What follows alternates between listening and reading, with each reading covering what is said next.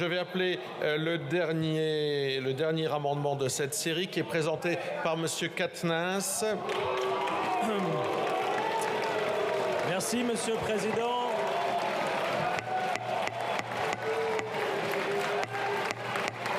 Chers collègues, chers collègues, chers collègues,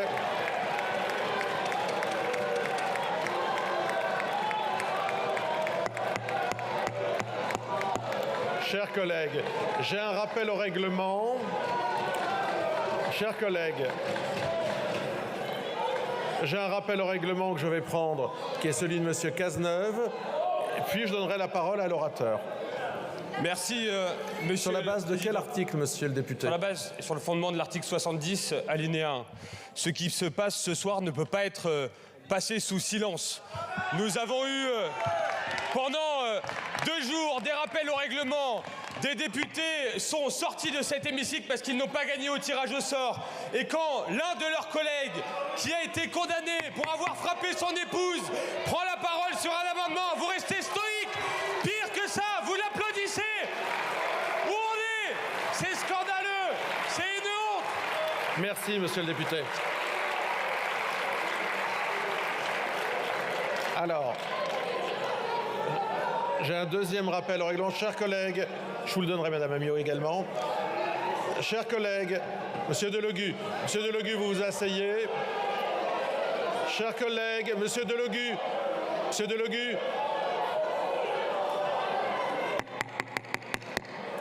Alors, on va se calmer immédiatement. 2 rappels au règlement, Monsieur Maillard, puis Madame Amiot. Nous allons chacun les entendre. S'il vous plaît, sur la base,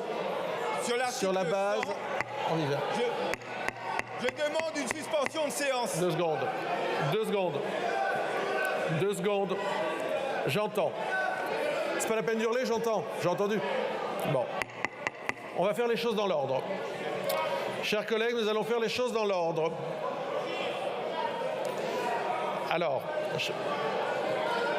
j'attends que vous vous taisiez.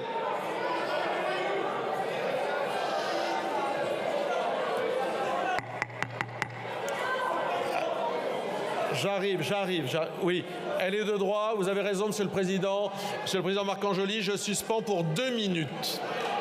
Nous allons reprendre nos débats. Avant cela, j'ai donc, et avant que je regarde s'il y a des rappels au règlement après mon propos, on verra, j'ai donc noté qu'il y avait eu des propos d'un de nos collègues qui avait permis, on va dire, une sorte de tumulte, une scène tumultueuse. Je vais donc indiquer à notre collègue Delogu, au titre de l'article 71.2, un rappel à l'ordre, sans inscription au procès-verbal, de façon à pouvoir revenir dans le calme et pouvoir reconnaître que ce propos a été tenu et qu'il est inscrit au compte-rendu. Je pense que ceci clôt la série de rappels au règlement, je l'espère, et qu'on peut reprendre. Non, il y a quand même 2 rappels au règlement, je vais les prendre dans l'ordre. Alors, qui le fait au groupe Lyotte? C'est Monsieur Saint-Huil. Je vous écoute sur la base de quel article? Sur la base de l'article 70-1, comme Monsieur Cazeneuve.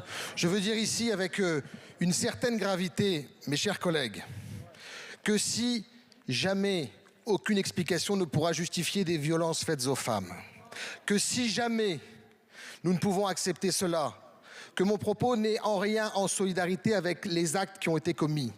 Il n'y a pas ici dans cet hémicycle un député ou une députée légitime à considérer qu'il peut ici entraver la démocratie. Vous avez applaudi votre première ministre cet après-midi qui vous a dit que c'était ni un tribunal ni des procureurs.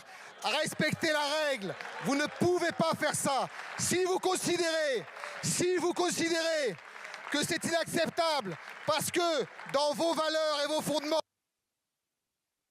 Voilà, on s'éloigne un peu du rappel au règlement. Je vous remercie. Vous n'avez plus la parole, monsieur le député. Monsieur le député, vous n'avez plus la parole. On s'éloigne du rappel au règlement. Et dans un souci de calme, je vais prendre le second rappel au règlement de Madame Ménard. Et puis, nous reprendrons nos débats. Enfin, nous essaierons. Madame Ménard. Merci, Monsieur le Président. Sur la base de l'article 70, alinéa 1 également. Nul dans cette Assemblée ne pourra me suspecter de sympathie particulière à l'égard de M. Quatennens.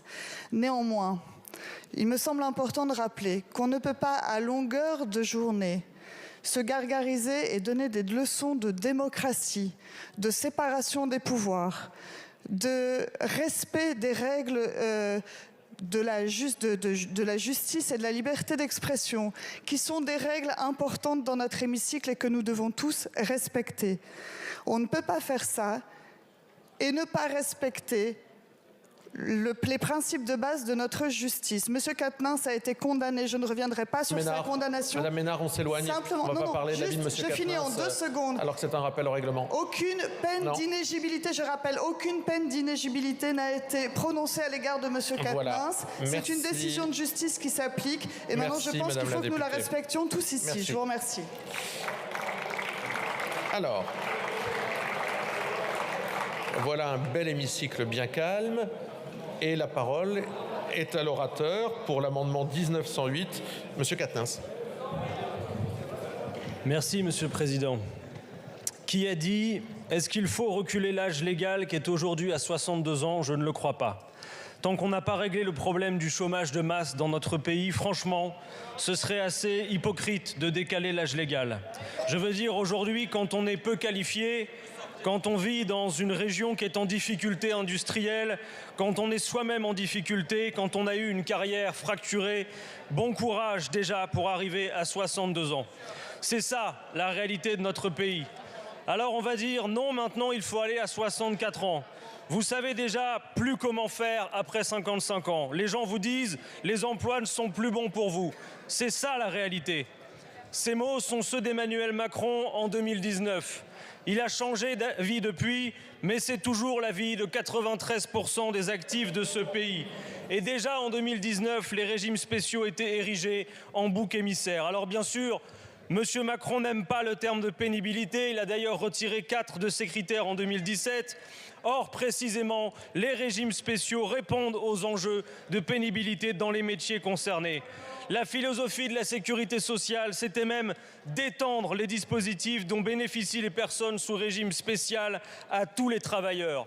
Mettre fin aux régimes spéciaux sous prétexte d'équité et de justice n'est qu'une diversion pour faire oublier l'essentiel, qui est que cette réforme des retraites va faire 100% de perdants.